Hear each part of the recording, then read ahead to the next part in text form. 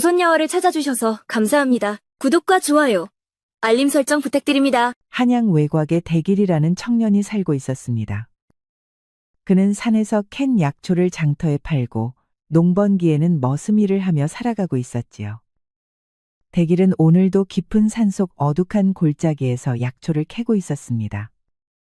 그런데 갑자기 하얀 나비 한 마리가 대길의 앞으로 날아왔습니다. 아니, 늦가을에 나비라니 내가 지금 헛것을 보고 있는 것인가? 하얀 나비는 대길의 주변을 빙글빙글 돌았습니다. 그러더니 마치 대길을 부르는 듯 어딘가로 날아가기 시작했지요. 대길은 무언가에 홀린 듯 약초 바구니를 들고 하얀 나비를 따라 걸었습니다. 이상하다. 날이 어두워져 이만 집에 돌아가야 할 것 같은데 발이 저절로 따라 움직이는구나. 나비를 따라 걷다 보니 도착한 곳은 동굴이었습니다. 하루도 빠짐없이 오는 곳인데 이 산속에 이런 동굴이 있었다니. 대길은 동굴 안으로 들어가는 나비를 따라 발걸음을 움직였습니다. 그리고 눈앞에 펼쳐진 놀라운 광경에 그만 숨이 멎는 듯 하였지요. 하얀 소복을 입은 여인이 동굴 안에 쓰러져 있던 것이었습니다. 아니, 이게 무슨 일인가? 이보시오, 일어나 보시오. 여인은 창백한 얼굴로 작게 신음하며 웅크렸습니다. 평생 여자 손 한 번 못 잡아본 대길은 조심스레 여인의 몸을 흔들었습니다. 하지만 여인은 도무지 깨어날 기미가 보이지 않았습니다. 대길은 걱정스러운 한편 파리한 낯빛을 하고도 아름다운 여인을 보니 가슴이 두근거렸습니다. 여인의 얼굴은 신비한 분위기가 흘렀고 육체는 언뜻 봐도 우아한 자태를 뽐내고 있었습니다. 몰골이 말이 아닌데도 일이 아름다울 수 있다니. 그 순간 동굴 밖에서 비가 내리기 시작했습니다. 대길은 망설이지 않고 자신의 위솥을 벗어 여인을 감싸 안았습니다. 의원을 부를 형편은 안 되고 그렇다고 이리 놔둘 수도 없으니 어서 집으로 데려가 치료해야겠구나. 여인을 집으로 데려온 대길은 장작을 넣어 방을 따뜻하게 만들었습니다. 하지만 이상하게도 여인의 체온은 싸늘하기만 했습니다. 몸이 따뜻해지는 약초를 입에 넣어도 마찬가지였습니다. 이상한 일이다. 약도 소용없고 아무리 장작을 떼워도 체온이 오르지 않는구나. 이래서는 얼어 죽을지도 모르는데 어찌하면 좋단 말인가. 고민 끝에 대길은 용기 내어 여인을 끌어안고 누웠습니다. 미안하오. 내 다른 방법이 없소이다. 그러던 중 대길의 시선 끝에 여인의 피부가 닿았습니다. 하얀 소복 너머로 비치는 피부는 창백했지만 꿀처럼 달아 보였습니다. 대길은 저도 모르게 꿀꺽 침을 삼켰습니다. 입안이 말라가더니 급기야 중심이 단단해지기 시작했습니다. 처음 겪는 일이라 어쩔 줄 몰라 하고 있는데 단단하게 솟은 것은 어느새 여인을 쿡쿡 찌르기까지 했습니다. 여인이 작게 신음하며 몸을 떨었습니다. 대길의 중심은 더욱 단단해져 당장이라도 터질 듯 꿈틀거렸지요. 아픈 사람을 두고 어찌 이러는 건지. 대길은 눈을 감고 다른 생각을 하려 했지만 쉽지 않았습니다. 여인의 작은 뒤척임과 가느다란 숨결 하나에 대길의 중심은 껐덕껐덕 반응했습니다. 결국 여인의 소복은 대길의 중심에서 나온 것으로 축축하게 젖어가고 말았습니다. 대길은 점점 눈이 풀려 어느새 미약한 허리짓까지 시도했습니다. 두 손은 본능적으로 여인의 치마 속으로 들어가 두 다리를 벌리고 있었지요. 그리고 끝내 대길의 손이 여인의 은밀한 골짜기에 닿았을 때였습니다. 대길의 거친 숨소리에 여인이 눈을 떴고 두 사람의 눈이 마주쳤습니다. 아니, 지금 내게 뭐 하는 짓거리요? 아니 그것이 내 말 좀 먼저 들어보시오. 내게 무슨 짓을 하려고 했던 거요? 사내로서 부끄럽지도 않소? 여인은 벌떡 일어나 대길에게 멀어졌습니다. 산에서 약초를 캐다 쓰러져 있는 걸 발견해 치료하려고 집으로 데리고 온 거요. 핑계대지 마시오. 내가 그 말을 믿을 것 같소? 정말 다른 뜻은 없었소이다. 하늘을 걸고 맹세하오 믿어주시오. 이런 파렴치한 같으니 내 이 일을 가만히 넘어가지 않을 것이오. 여인은 불같이 화를 내며 자리에서 벌떡 일어났습니다. 대길은 무릎을 꿇은 채 안절부절 못했습니다. 그런데 밖을 나가려던 여인이 걸음을 멈추고 대길을 빤히 쳐다보는 게 아니겠습니까? 잠깐만. 얼어 죽을까봐 두려워 안고 있었던 것인데 내 크게 실수했소. 그대 내가 보이는 것이요? 그게 무슨 소리입니까? 대길은 갑자기 영문 없는 소리를 하는 여인을 이상한 눈으로 바라봤습니다. 내가 보이는 거냐고 묻고 있지 않소? 그야 당연히 보입니다. 또한 그대는 나를 만지기까지 했소. 죄송합니다. 죽을 죄를 지었습니다. 다시 나를 만져보시오. 그게 무슨 말씀이신지. 아까처럼 다시 나를 만져보란 말이오. 여인은 대길의 앞에 앉았습니다. 대길이 아무것도 하지 않자 억지로 대길의 손을 잡았지요. 그 순간 대길은 중심이 아플 정도로 빳빳하게 솟아오른 것을 느꼈습니다. 여인은 떨고 있는 대길의 손을 마주 잡았습니다. 그러더니 믿을 수 없다는 듯 대길의 손을 마구 주무르기까지 했습니다. 세상에, 이런 말도 안 되는 일이 일어나다니. 대길은 필사적으로 신음을 참았습니다. 비록 여인의 손은 싸늘했으나 대길의 몸은 점점 달아올랐습니다. 그때 노크 소리와 함께 방문이 열렸습니다. 대길아, 아직 안 자고 있느냐? 어머니 잠깐만 기다리셔요. 대길은 황급히 이불로 아래를 가렸습니다. 그러면서 아픈 홀 어머니에게 이 상황을 어찌 설명해야 할지 막막했지요. 아이고, 얼굴이 왜 이렇게 빨간 것이냐? 비 맞아서 아픈 것이냐? 그런데 노모는 대길과 여인을 앞에 두고도 태연하기만 했습니다. 어머니 혹시 저 여인이 보이지 않으신 겁니까? 이 방에 너와 나 말고 누가 있다는 말이냐? 혹시 일을 너무 많이 해 머리가 아픈 것은 아니지? 대길은 대답 대신 여인을 쳐다보았습니다. 여인은 당혹스러우면서도 어딘가 결연한 얼굴로 말했습니다. 저 노인에게 내 모습은 보이지 않을 거요. 아니 그게 무슨 말씀이십니까? 나는 죽은 사람이요. 대길은 그대로 얼어붙었습니다. 저 노인이 어머니라 하였소? 설명을 할 터이니 어머니를 밖으로 모시는 게 좋을 것 같소. 대길은 꿈을 꾸고 있는 것 같았으나 단단한 여인의 눈빛을 보며 홀린 듯 움직였습니다. 어머니, 제가 잠깐 정신이 어떻게 됐나 봅니다. 방으로 모셔다 드릴 테니 어서 주무셔요. 그래, 내 걱정은 하지 말고 대길이 너도 어서 푹 자거라. 노모가 방으로 돌아가고 촛불 하나 켜진 방엔 대길과 연희만 남았습니다. 대길은 여인에겐 그림자가 없다는 것을 알아채곤 피가 식어가는 느낌이었습니다. 정말로 죽은 사람인 거요? 맞소. 하지만 내가 언제 어떻게 왜 죽었는지는 알지 못하오. 기억이 없단 소리요? 내 이름 석자만 기억하고 있소. 김연희 그게 내 이름이오. 여인은 처연해진 눈을 내리깔았습니다. 눈을 떠보니 홀로 산속에 있었소. 내가 죽은 걸 알아차린 건 도적대를 마주쳤을 때요. 여인의 몸으로 혼자 도적을 만났단 말입니까? 도적대는 날 보지 못했소. 그때 깨달았지 내가 죽은 몸이라는 것을. 그럼 그때부터 쭉 혼자 지내셨던 겁니까? 맞소. 아무도 날 보지 못했고 내 목소리를 듣지 못했소. 그래서 이상하오. 그대는 내가 보이고 또 날 만질 수도 있으니. 대길은 얼굴을 붉힌 채 다시 한번 여인에게 진심으로 사과했습니다. 그대의 사과를 받아들이겠소? 대신 조건이 있는데 들어주겠소? 제가 들어줄 수 있는 거라면 뭐든지 들어드리겠다고 약조하겠습니다. 저승으로 가는 방법을 알 때까지 이곳에서 머물게 해주시오. 순간 대길은 연희의 말에 다시 온 몸이 뜨거워지는 것을 느꼈습니다. 비록 사람이 아니긴 하나 연희는 대길이 봤던 여인들 중에서 가장 아름다웠습니다. 대길은 홀린 듯 고개를 끄덕였고 연희는 그제야 활짝 웃었습니다. 귀신의 몸이긴 하나 앞으로 잘 부탁하오.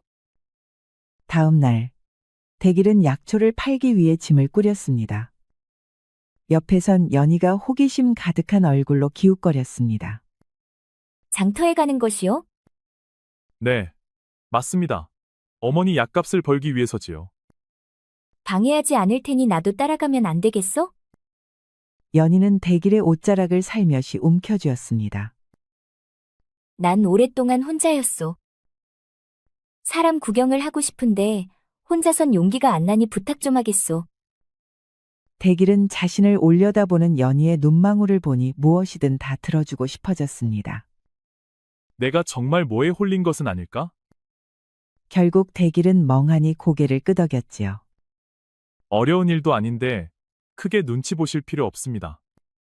그렇다는 건 나도 같이 가도 된다는 말이요? 네, 대신 저를 잊어버리지 않도록 딱 붙어 다니셔야 됩니다. 정말 고맙소? 연희는 신이 난 아이처럼 장터 이곳저곳을 둘러봤습니다. 이렇게 많은 사람을 보는 건 정말 오랜만이요. 대길은 그런 연희를 뒤따르며 흐뭇하게 미소 지었습니다. 그때 연희가 한 상인과 부딪힐 뻔했습니다. 대길은 재빨리 연희의 어깨를 감싸 안았습니다. 여긴 사람이 많아 조심히 걸어야 합니다. 놀라진 않으셨습니까? 연희는 대길의 품에 안긴 채 입술을 깨물었습니다. 대길의 몸은 든든했고 어깨를 감싸 안은 커다란 손은 뜨거웠습니다. 연희는 불현듯 어젯밤 대길이 자신을 끌어안고 있을 때를 떠올렸습니다. 군살이라곤 없는 탄탄한 육체를 떠올리니 왜인지 아랫배가 간지러웠습니다. 더 나아가 허벅지 사이를 쿡쿡 찌르던 커다란 기둥을 떠올리니 얼굴이 달라올랐지요. 고맙소. 하지만 나는 보다시피 귀신이라 다른 사람과 부딪혀도 다치지 않는다오. 제겐 그냥 산 사람처럼 보이고 만져져. 잠시 그 사실을 잊고 있었습니다. 연희는 그 말에 심장이 쿵쿵 뛰었습니다. 대길은 말뿐만 아니라 행동도 다정한 사람이었습니다. 길을 가다가 아픈 사람이 보이면 팔아야 할 약초를 대가 없이 건네곤 했으니까요. 연희는 그런 대길이 실속 없다고 생각되기보단 따뜻하게 느껴졌습니다. 자신보다 약한 사람을 지나치지 못하다니 참으로 다정한 남자로구나. 대길과 연희, 두 사람은 서로를 의식하며 장터를 구경했습니다. 이보시오, 젊은이! 집으로 막 돌아가려던 찰나 어느 노파가 대길을 불러 세웠습니다. 저 말이십니까? 그래, 옆에 이상한 게 붙었구려. 방금 뭐라고 하셨습니까? 옆에 붙어 있는 걸 그대로 놔두면 아주 몹쓸 악기가 되어버릴 것이야. 대길은 깜짝 놀라 옆에 서 있는 연희를 쳐다보았습니다. 연희는 창백해져 굳어 있었습니다. 그럼 어떻게 해야 악귀가 되지 않을 수 있습니까?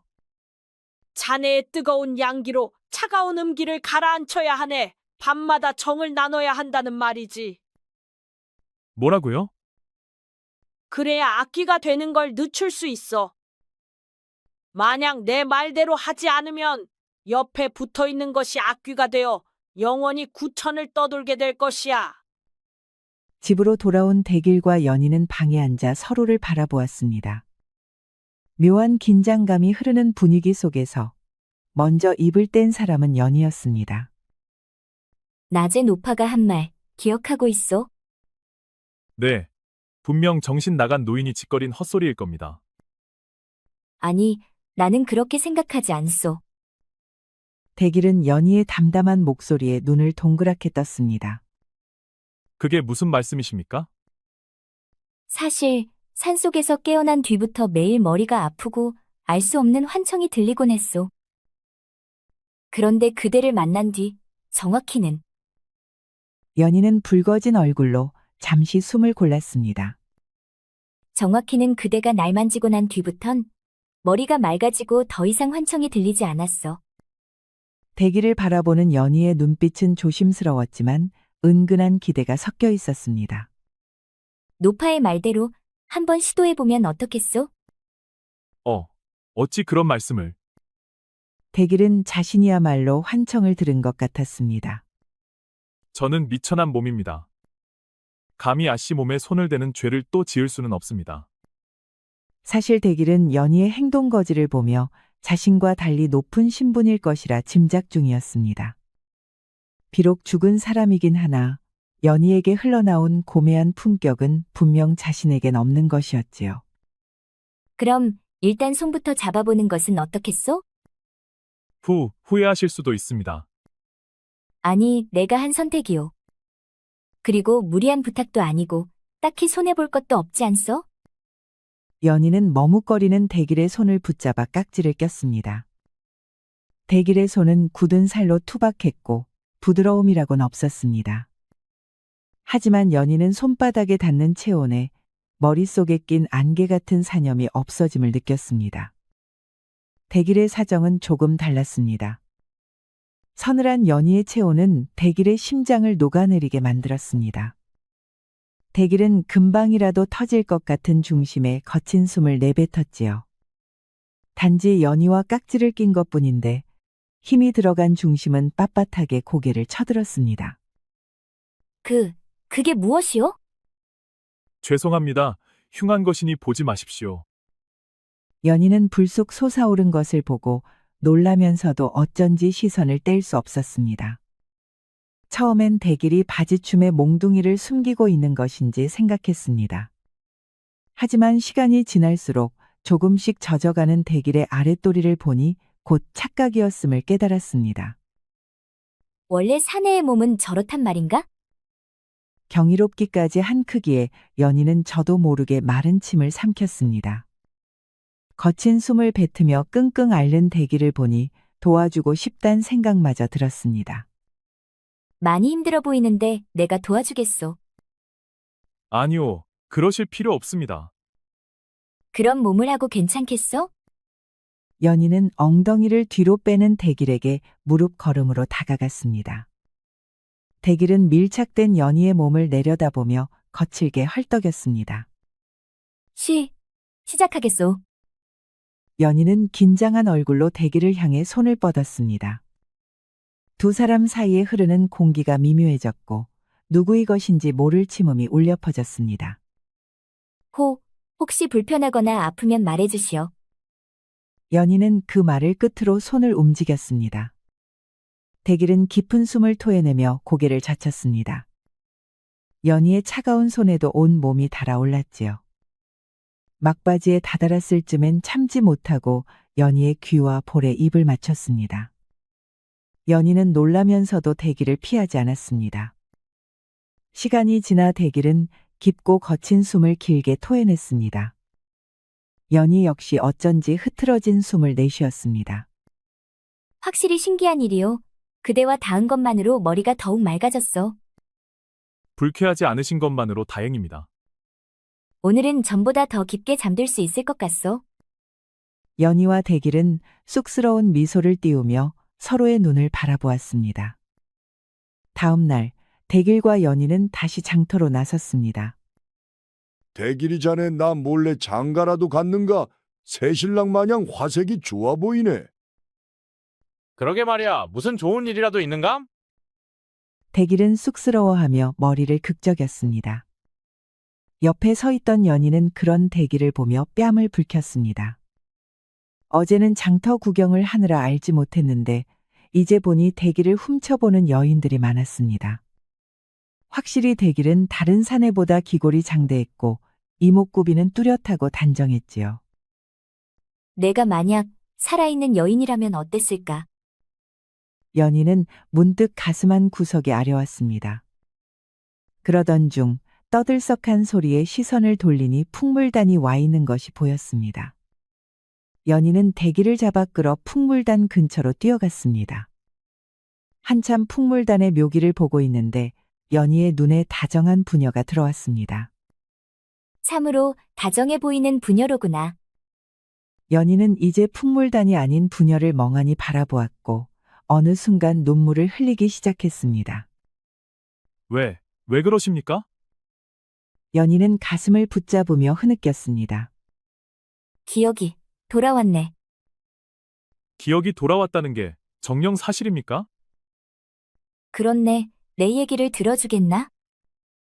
시간이 얼마나 걸리든 상관없습니다. 대길은 떨리는 연희의 손을 잡아주었습니다. 연희는 대길의 체온에 의지하며 나지막이 입을 열었습니다. 나는 안동 김씨 가문 형조 참판 김대감의 장녀라네. 대길은 짐작한 바였으나 놀란 기색을 감출 수 없었습니다. 연희는 눈물을 떨구며 마저 덧붙였습니다. 어렸을 때 어머니가 돌아가셨지만 아버지가 사랑을 듬뿍 주신 탓에 부족함 없이 자랐지. 아버지가 새 어머니와 의붓동생을 데려왔을 때에도 기뻤다네. 그런데 무슨 일이 있으셨던 겁니까? 아버지가 궁에 나가시던 중에 낙마사고로 목숨을 잃으셨다네. 연희의 손을 잡은 대길의 손에 힘이 들어갔습니다. 아버지가 돌아가시고 몇 달을 알았지. 그때 새어머니가 내게 탕약을 챙겨주셨다네. 좋은 분이셨군요. 아니, 그 반대일세. 아버지를 돌아가시게 만든 건 새어머니의 계략이었다네. 대길의 두 눈이 경악으로 흔들렸습니다. 그게 사실이옵니까? 어느 날 새어머니와 여동생의 대화를 들은 적이 있었네. 낙마 사고에 대한 대화였는데 어딘가 의심스러워 새어머니의 서재를 몰래 찾아갔지. 그리고 그곳에서 새어머니가 아버지의 낙마 사고를 주도한 문서를 발견했다네. 아니, 사람이라면 그런 일을 하면 안 되는 거 아닙니까? 나 역시 새어머니에게 그리 따져 물었더니 새어머니는 오히려 날 뻔뻔하게 비웃었지. 연희는 씁쓸하게 웃었고 대길은 주먹으로 바닥을 콱 내려쳤습니다. 그것 참 짐승의 탈을 쓴 여자로군요. 맞네. 그리고 내가 찾아낸 증자를 가지고 의금부로 가겠다고 하니 내게 했던 말이 뭔 줄 아는가? 대길은 불안한 마음으로 연희의 다음 말을 기다렸습니다. 새어머니는 내게 여태껏 네가 먹은 탕약이 뭔 줄 아냐고 묻더군. 설마. 그래, 그건 독이 든 탕약이었다네. 새어머니는 넌 이미 죽은 목숨이라며 날 밀쳤지. 난 바로 정신을 잃었고 깨어났을 땐 산속에 있었네. 대길은 떨리는 주먹을 세게 움켜쥐었습니다. 연희가 느꼈을 슬픔과 절망, 외로움이 얼마나 컸을지 감히 짐작조차 할 수 없었습니다. 연희는 분노로 숨을 몰아쉬는 대길을 향해 조심스레 말했습니다. 염치 없는 거 알고 있네만 날 도와 복수해주지 않겠나? 연희의 목소리엔 간절함이 역력했습니다. 하지만 대길은 차마 연희의 부탁을 수락할 수 없었습니다. 자신은 아픈 노모를 모시고 하루하루 연명하며 사는 비천한 천민이었기 때문이었습니다. 저는 힘없는 천민일 뿐입니다. 이런 제가 어떻게 아씨를 도와드릴 수 있겠습니까? 내 다 방법이 있네. 대길 그대가 도와주기만 한다면 아버지의 원한을 풀 수 있을 거야. 아버지는 새어머니의 계략에 억울하게 당하셨네. 날 도와주게나. 죄송합니다. 혹여 제가 잘못되기라도 한다면 어머니를 돌봐줄 사람이 없습니다. 대길은 고개를 숙이며 터져 나오려는 눈물을 필사적으로 참았습니다. 연희는 사주의 말만 쏟아내는 대길을 보니 가슴이 미어지듯 아팠습니다. 그래, 지켜야 할 것이 있는 사람에게 내 괜한 부탁을 했네. 연희는 대길의 어깨에 이마를 묻고 눈을 감은 채 흐느꼈습니다. 그런 연희에게 하얀 나비가 다가와 위로하듯 살랑거렸습니다. 그렇게 두 사람은 서로를 아는 채 눈물을 쏟아냈습니다. 그 후로 며칠이 흘렀습니다. 대길과 연희 두 사람은 평소와 다름없이 지냈지만 서먹한 분위기가 흘렀지요. 매일 손을 마주 잡은 채 밤을 보냈어도 어쩐지 더 멀어지는 기분이었습니다. 그러던 어느 날, 대길의 어머니가 고삐로 쓰러지고 말았습니다. 아씨, 전 지금 산으로 약초를 캐러 갈 생각입니다. 같이 가시겠습니까? 내 비록 귀신이긴 하나 아픈 사람을 홀로 집에 두고 갈 순 없네. 난 집에 남아 지켜보고 있겠네. 감사합니다. 그럼 금방 다녀오겠습니다. 대길은 아픈 노모를 위해 산속 깊숙한 곳에 있는 약초를 캤습니다. 집으로 돌아가려 할 때엔 이미 많은 시간이 흐른 뒤였지요. 바삐 걸음을 옮겨 이제 산 중턱만 넘으면 됐을 때였습니다. 이보게, 빨리 오시게. 저 멀리서 연희가 다급히 뛰어왔습니다. 숨을 몰아쉬는 연희의 얼굴은 비통함이 가득했습니다. 대길은 그 얼굴을 본 순간 저도 모르게 바구니를 바닥에 떨어뜨리고 말았습니다. 어머니, 대길은 울부짖으며 집 안으로 서둘러 들어갔습니다. 어머니, 제가 왔습니다. 대길이가 왔어요. 일어나 보셔요. 노모는 이미 숨이 끊어진 채였습니다. 안 됩니다. 이렇게 저만 두고 가시면 안 돼요. 대길은 자신의 가슴을 퍽퍽 내려치며 오열했습니다. 어머니의 마지막을 지키지 못했다는 죄스러움에 가슴이 미어질 것 같았지요. 제가 너무 늦었습니다. 어머니 곁에 있어야 했는데. 그때였습니다. 옆에 서 있던 연희가 울음기 묻은 목소리로 작게 속삭였습니다. 지금 그대의 어머니가 옆에서 지켜보고 있네. 대길은 눈물로 흥건한 얼굴을 번쩍 들어 올렸습니다. 대길의 눈엔 슬픔에 잠긴 연희의 얼굴만 보일 뿐 어머니의 모습은 보이지 않았습니다. 하지만 대길은 연희의 말을 믿었습니다. 그동안 고마웠고, 이제 나 신경 쓰지 말고 자유롭게 살라고 말하고 계시네. 그게 참말입니까? 그동안 이 아픈 어미를 돌보느라 고생했다고. 아들 하나는 참 잘 키웠다고. 연희는 말을 끝맺지 못하고 눈물에 젖은 입술을 깨물었습니다. 대길은 연희를 끌어안고 눈물을 쏟아냈습니다. 슬픔으로 무너지는 두 사람을 위로하는 건 창문 틈으로 들어오는 희미한 달빛뿐이었습니다. 장례를 치른 후 대길과 연희 두 사람은 누워 서로의 눈을 바라보았습니다.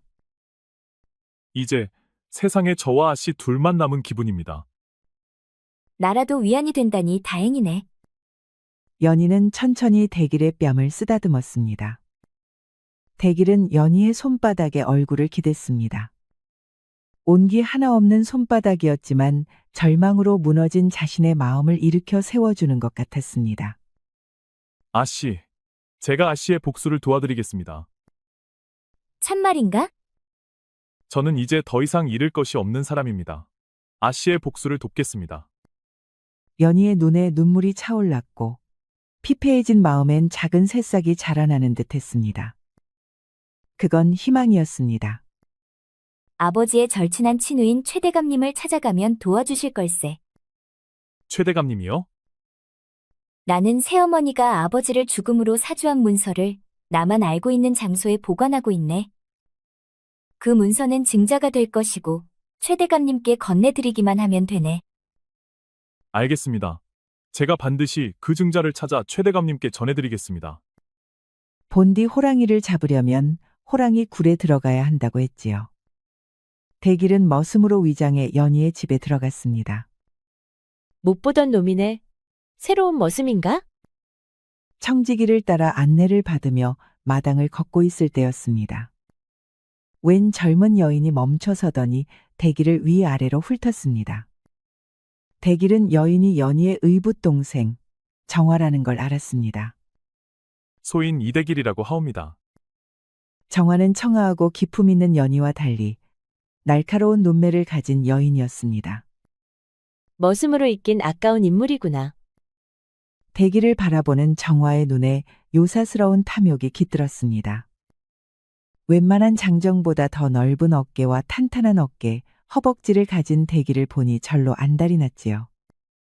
한편 옆에서 그 모습을 지켜보고 있던 연희는 불안했습니다. 정화에게 대길을 그리 쳐다보지 말라고 소리치고 싶었지만 할 수 없었지요. 자신은 그저 힘없는 귀신에 불과했으니까요. 모두가 잠든 밤, 대길과 연희는 저택 별채로 향했습니다. 생전 내가 가장 아끼던 별채네. 이곳에 아버지가 만들어주신 비밀 공간이 있지. 대길은 연희를 안내를 따라가 곧 비밀 장소를 발견했습니다. 그리고 그곳에서 연희가 숨겨둔 문서를 찾아 손에 넣었습니다. 이것만 있으면 드디어 아버지의 원수를 갚을 수 있어. 연희는 떨리는 손으로 입을 틀어막았습니다. 눈앞엔 아버지의 다정한 미소가 스쳐 지나갔습니다. 아버지, 이제 다 끝났어요. 아버지가 억울하게 당하신 일, 이제 세상 사람들이 전부 알게 될 거예요. 연희의 벅찬 목소리엔 기쁨과 슬픔이 뒤섞여 있었습니다. 마치 오랫동안 짊어지고 있던 무거운 짐을 내려놓는 것 같았지요. 대길은 그런 연희의 어깨를 조용히 감싸 안았습니다. 가슴 벅찼으나 한편으론 이젠 연희가 한을 풀고 저승으로 가게 될 것이 슬펐습니다. 두 사람은 각각 복잡한 마음을 지닌 채 지그시 눈을 감았습니다. 그날 밤 늦게 대길은 무작정 최대감을 찾은 죄로 포박당에 끌려갔습니다. 하지만 대길의 눈빛은 고닫고 한치의 물러섬이 없었습니다. 최대감은 대길에게 느껴지는 심상치 않은 낌새를 눈치채고 질문했습니다. 네 놈은 누구냐? 누군데 감히 날 찾은 것이야? 대감님 같은 높으신 분께서 저 같은 미천한 자의 이름을 아실 필요는 없으십니다. 다만 대감님이 반드시 아셔야 할 것이 있어 무례를 무릅쓰고 이렇게 찾아왔사옵니다. 최대감은 대길의 패기에 눈을 가늘게 떴습니다. 내가 반드시 알아야 할 것이 무엇이냐? 돌아가신 형조 참판 김대감님과 관련된 일입니다. 어허, 네 놈이 지금 누구를 입에 담고 있는지 아느냐? 그분은 사고로 돌아가신 게 아닙니다. 누군가 그분을 해하여 사고로 돌아가시게 만들었습니다. 대길은 품에 숨겨두었던 문서를 꺼내 최대감에게 올렸습니다. 연희는 조마조마한 마음으로 대길과 최대감을 지켜보았습니다. 최대감은 대길이 건넨 문서를 천천히 읽어내렸습니다. 살얼음 같은 침묵을 끝으로 최대감이 입을 열었습니다. 지금 이 일을 알고 있는 자가 나 말고 또 있느냐? 최대감의 목소리는 낮고 엄중하였습니다. 대감님께 처음 아뢰는 것이옵니다. 그리하다. 내일 새벽에 바로 그 악독한 계모를 벌하겠다. 참말이십니까? 일단 오늘은 방을 마련해 줄 터이니 쉬도록 하거라. 최대감은 고생했다는 말을 덧붙이며 자리에서 물러났습니다. 이렇게 넓고 깨끗한 방은 처음 봅니다. 대길은 들뜸과 후련함이 섞인 눈으로 최대감이 마련해준 방을 둘러보았습니다. 반면 연희는 표정이 좋지 못했습니다. 아씨, 왜 그러십니까? 이상하지 않느냐? 무슨 말씀이신지요? 절친한 친우가 억울한 죽음을 당했는데 왜 바로 움직이지 않는 것인지 이상하구나. 나라면 당장 친우를 죽인 자를 벌할 텐데 말이다. 연희는 방문으로 다가갔습니다. 아무래도 최대감님 방에 몰래 가봐야겠다. 그때 갑자기 낯선 사내들이 우르르 몰려왔습니다. 그리고 대길을 덮쳐 방 밖으로 끌고 가는 게 아니겠습니까? 이놈을 잡아라. 이게 무슨 짓이오? 입 닥치고 조용히 따라오거라. 사내들에게 끌려간 대길은 멍석마리를 당했습니다. 그 모습을 지켜보게 된 연희는 울음을 터뜨렸지요. 아무 힘도 없는 자신이 그렇게 미울 수가 없었습니다. 기가 막힌 일은 또 일어났습니다. 창고 문이 열리더니 최대감이 나타난 것이지요. 어리석은 놈. 천민이면 천민답게 분수를 지키고 살면 될 것을. 그때 최대감 뒤로 또 다른 그림자가 나타났습니다. 바로 연희의 계모였지요. 내가 이 문서를 얼마나 찾았는지 아느냐? 경악으로 떠진 연희의 눈에 들끓는 분노가 서렸습니다. 그렇습니다. 최대감과 계모는 한패였던 것이었습니다. 계모는 대길이 찾은 문서를 보란듯이 찢어 불태웠습니다. 네 뒷배에 누가 있는지 말해보거라. 대길은 입을 꾹 다물었습니다. 문초를 가에 불게 하면 그만이요. 만약 불지 않아도 상관없다. 실컷 매질을 해 거리에 내쫓으면 그만이니. 맞습니다.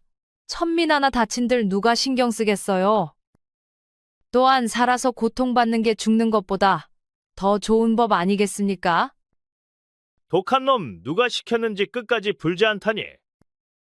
사내는 피떡이 된 대기를 거리에 내던졌습니다. 만신창이가 된 대길의 옆에서 연희가 할 수 있는 건 아무것도 없었습니다. 누가 좀 도와주시오, 제발. 오열하고 있던 중 어떤 노부부가 대길에게 다가왔습니다. 아이고, 이게 무슨 일인가? 대길이 청년 아닌가? 이게 어찌 된 일인겨? 대길이 종종 약초를 챙겨주던 노부부였습니다. 노부부는 대길을 부축해 자신들의 집으로 가 정성껏 치료해 주었습니다. 그 정성 덕분인지 대길은 빠른 속도로 회복할 수 있었습니다. 아씨, 혹시 아씨의 의붓동생이 자주 가는 곳을 아십니까? 대길은 손목에 붕대를 풀며 옆에 앉아있는 연희에게 물었습니다. 대길의 상처를 살피던 연희는 깜짝 놀라더니 곧 고개를 내저었습니다. 이제 복수 같은 것은 되었네. 대길 그대는 자신의 인생을 찾아 살도록 하게. 아니요. 전 연희 아씨의 원수를 갚겠다고 맹세하였습니다. 그대 어머니의 유언을 잊었는가? 어머니도 제가 이대로 도망치길 원치 않으실 겁니다. 또 이대로 두면 연희 아씨는 승천하지 못하고 악귀가 될지도 모르지 않습니까? 연희는 대길의 말에 대답하지 못했습니다. 사실 근래 머리에 바위가 올라간 듯 무겁고 이명은 더 심해진 참이었지요. 아씨, 제게 글을 알려주십시오. 글을 알려달라고? 제게 다 생각이 있습니다. 절 한번 믿어주십시오. 아씨. 저 연못 근처에 있는 책방이 정화가 자주 찾는 곳이라네. 대길은 연못 근처에 숨어 연희의 의붓동생인 정화가 오기만을 기다렸습니다. 마침내 정화가 여종과 함께 책방에서 나오는 걸 보고 대길은 기다렸다는 듯 상의를 벗었습니다. 그리고 보란듯이 연못으로 들어가 물을 끼얹기 시작했지요. 여인들은 그런 대길을 보며 볼을 붉혔고 정화 역시 마찬가지였습니다. 비록 상처투성이었지만 탄탄하고 그을린 피부 위로 흐르는 물방울에 심장이 두근거렸습니다. 또한 어쩐지 배꼽 아래가 저릿하고 간지러웠지요. 얼마 못 가 대길과 정화의 눈이 마주쳤습니다. 대길은 수많은 여인들을 제치고 정화에게 걸어갔습니다. 아씨, 절 기억하십니까? 아니 넌 그때 우리 집에 왔던 새머슴 아니더냐? 어머니에게 듣기론 반신불수가 되었다고 들었는데 어찌 된 것이냐? 그땐 제가 무지에 큰 실수를 저질렀습니다만 지금은 죄를 뉘우치고 있습니다. 정화는 대길의 목소리가 잘 들리지 않았습니다. 대길의 몸통에 흐르는 물방울을 보고 입맛을 다실 뿐이었지요. 그때 정화의 귀에 또렷하게 밝혀오는 얘기가 있었습니다. 혹 아씨가 절 걷어주실 수 있사옵니까? 정화는 대길의 청을 단번에 거절할 수 없었습니다. 어머니가 화를 낼 것을 알지만 눈앞에 있는 대길은 너무나 매력적이었던 거지요. 정화의 간곡한 간청에 결국 계모는 대길을 받아들였습니다. 호되게 당한 천민 따위에게 반항할 기운은 남아있지 않을 거라고 생각한 거지요. 대길은 정화를 유혹하여 계모의 비밀 서재를 알아냈습니다. 그리고 서재 깊숙한 곳에서 아주 놀라운 것들은 발견했습니다. 아씨, 이것 좀 보십시오. 외구와 주고받은 밀서 같습니다. 밀서엔 조선을 혼란에 빠뜨려 외구의 도움을 받아 권력을 잡으려는 계획이 적혀 있었습니다. 그 밑엔 최대감의 친필 서명과 도장도 선명히 찍혀 있었지요. 이것도 보셔요. 아씨 아버님의 살해 계획서도 있습니다. 이제야 알겠네. 아버지가 이 매국노들의 계략을 알아채시고 관가에 고발하려 하셨던 거야. 이 빨간 서책에 적힌 제조법도 한번 살펴보시겠습니까? 대길은 연희에게 빨간 서책을 건넸습니다. 사람을 의식불명 상태로 만드는 독 제조법이구나. 죽이진 아니하고 살아있는 시체로 만드는. 그 순간 연희는 홀린 듯 움직여 어딘가로 바쁘게 걸어갔습니다. 연희는 마치 무언가에 이끌리듯 지하 한쪽 벽을 만졌습니다. 그러자 벽이 스르르 열리며 숨겨진 지하 공간이 드러났습니다.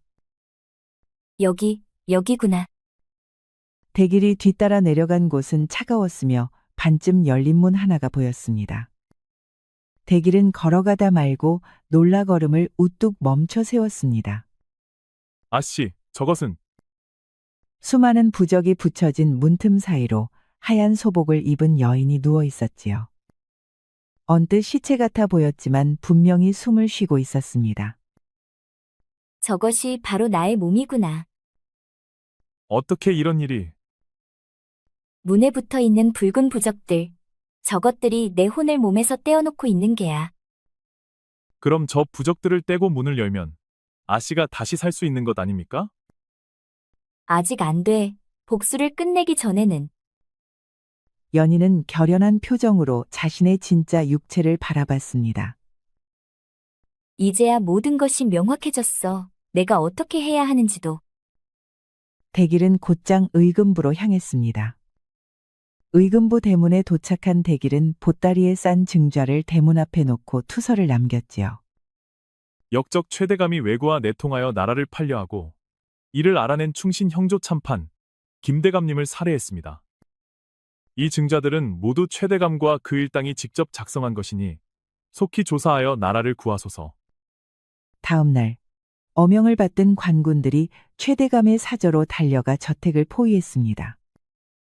이건 누군가 나를 모함하려 하는 것입니다. 최대감은 포박되어 문초를 받았습니다. 도장과 필체가 명확하여 도망갈 구실도 없었지요. 최대감은 영모제로 사지가 찢기는 극형에 처해졌습니다. 친구를 배신하고 나라까지 팔아넘기려던 역적이 마침내 제 업보를 받은 것이지요. 한편 계모를 도와 연희의 육체를 결박해둔 무당의 거처엔 원혼들이 하나둘씩 모이기 시작했습니다. 모두 무당에게 해를 당하여 억울한 죽음을 맞이한 혼령들이었습니다. 대길이 의금부로 향하는 동안 연희가 그들을 찾아 불러 모은 것이었습니다. 네가 나를 죽였구나. 고작 몇 푼 때문에 나를 이 지경으로 만들었느냐. 무당은 공포와 고통 속에서 미쳐갔습니다. 연희는 원혼들에게 살려달라 구걸하는 무당을 바라보다가 몸을 돌렸습니다. 이젠 자신의 육신을 되찾을 시간이었습니다. 연희는 대길과 함께 다시 계모의 비밀 지하를 찾았습니다. 이제 진짜 돌아갈 때가 되었구나. 대길과 연희는 문에 붙어 있던 붉은 부적들을 하나씩 떼어냈습니다. 부적을 떼어낼 때마다 이상한 기운이 흘렀습니다. 그리고 마지막 부적을 떼어낸 순간 갑자기 문이 철컹 소리를 내며 굳게 닫혔습니다. 이럴 수가. 문이 왜? 그렇구나. 문을 벌려야 하는 거였어. 연희는 무녀가 마지막으로 걸어놓은 사술의 덧침을 깨달았습니다. 이 문을 활짝 벌려주게. 그래야만 내 혼이 육신으로 돌아갈 수 있다네. 알겠나이다. 대길은 있는 힘껏 문을 활짝 열어 젖혔습니다. 그러자 차가운 바람이 지하로 불어왔고 연희의 혼이 빛이 되어 육체로 빨려 들어갔지요. 잠시 후 연희는 천천히 눈을 떴습니다. 처음 마주한 것은 눈물로 흥건한 대길의 얼굴이었습니다. 아씨, 정말로 돌아오셨군요. 연희는 몸을 일으킨 뒤 대길을 끌어안았습니다. 두 눈에는 기쁨의 눈물이 흘러내리고 있었습니다. 그 후 연희의 계모와 이붓 동생이 어떻게 되었는지 아십니까? 최대감이 처형당한 후 계모는 공모자로 체포되었습니다. 연희는 계모가 갇힌 옥중으로 찾아갔지요. 새어머니, 드디어 만나게 되었네요. 뭐야 내가 지금 헛것을 보고 있는 것이냐. 새어머니께서 제게 주셨던 그 독, 기억하십니까? 연희야 용서해다오. 연희는 계모의 입을 벌려 자신에게 주었던 독을 퍼부었습니다. 계모는 눈을 부릅뜬 채 서서히 굳어가는 몸을 느꼈습니다. 곧이어 눈동자만 움직일 수 있는 전신불수 상태가 되었지요. 아버지와 저에게 범하신 죄업을 그대로 감내하시옵소서. 계모가 응보를 받는 동안 정화 역시 다른 곳에서 자신만의 벌을 받고 있었습니다. 정화는 흠모했던 대길이 자신을 복수를 위한 도구로 이용했다는 것을 깨닫고 절망했습니다. 연희에게 느꼈던 질투를 몇 배, 아니 몇천 배 더 깊게 느끼게 되었지요. 그리고 머나먼 곳으로 팔려가 평생을 노비로 살게 되었습니다. 이제 전부 끝났습니다. 그래, 모든 원한이 다 풀렸어. 악한 자들은 모두 자신들이 저지른 악행에 맞는 벌을 받았지. 모두 그대 덕분이네. 대길은 연희를 다정히 바라보며 손을 잡았습니다. 그리고 천천히 고개를 기울어 입을 맞추었지요. 연희가 볼을 붉히며 물었습니다. 느낌이 어떠한가? 대길은 연희의 이마에 입 맞추며 눈물을 흘렸습니다. 몹시 따뜻합니다. 연희는 가문을 다시 일으켜 세우고 대길과 함께 새로운 삶을 시작했지요. 대길은 나라를 구한 공로로 신분해방과 함께 관직을 제수받았습니다. 농토와 대지도 하사받았지요. 그리고 두 사람이 정식으로 혼례를 올리는 날이 되었습니다. 두 사람은 꿈을 꾸듯 서로를 바라보며 행복한 미소를 지었습니다. 그때 어디선가 하얀 나비가 찾아와 연희의 앞에서 날개짓했습니다. 아니, 저 하얀 나비는 처음 동굴에서 연희를 발견하게 해준 바로 그 하얀 나비였습니다. 연희는 하얀 나비를 본 순간 온 몸이 떨리기 시작했습니다. 그런 뒤 멍하니 입을 벌리며 믿을 수 없다는 듯 얘기했습니다. 아버지이신가요? 연희의 눈에서 눈물이 흘러내렸습니다. 대길이 걱정스런 얼굴로 어깨를 끌어앉아 연희는 더욱 눈물을 펑펑 쏟아냈지요. 아버지가 생전에 말씀하신 게 있다네. 무슨 말씀이셨는지요? 만약 아버지께 무슨 일이 생겨 세상을 일찍 떠나게 되어 내 혼례식에 못 오게 된다면 그땐 반드시 하얀 나비가 되어 혼례식을 보러 올 것이라고. 그렇다면 아버님께서 축복해 주시는 거군요. 두 사람은 서로의 손을 꼭 잡고 하늘로 사라져가는 하얀 나비를 보며 새로운 인생의 출발을 다짐했습니다. 몇 년 후 대길과 연희는 가난한 사람들을 도우며 선행을 베풀며 살았습니다. 이들의 사랑 이야기는 훗날 악을 이기는 선, 진정한 사랑의 힘을 보여주는 야담으로 전해지게 되었지요. 정성소지 금석위계라 하니 정성이 지극하면 금석이라도 열린다는 말이 있습니다. 대길과 연희, 그리고 연희 아버지의 깊은 사랑이 모든 시련을 이겨낸 것처럼 말이지요. 이것이 바로 진정한 사랑의 힘이며 선이 악을 이기는 이치인 것입니다. 우리 이야기가 여러분들에게 조금이나마 재미를 선사할 수 있기를 바랍니다. 다른 재미있는 영상도 많으니 즐겁게 봐주세요. 그럼 여러분 모두 행복하고 즐거운 시간 되세요.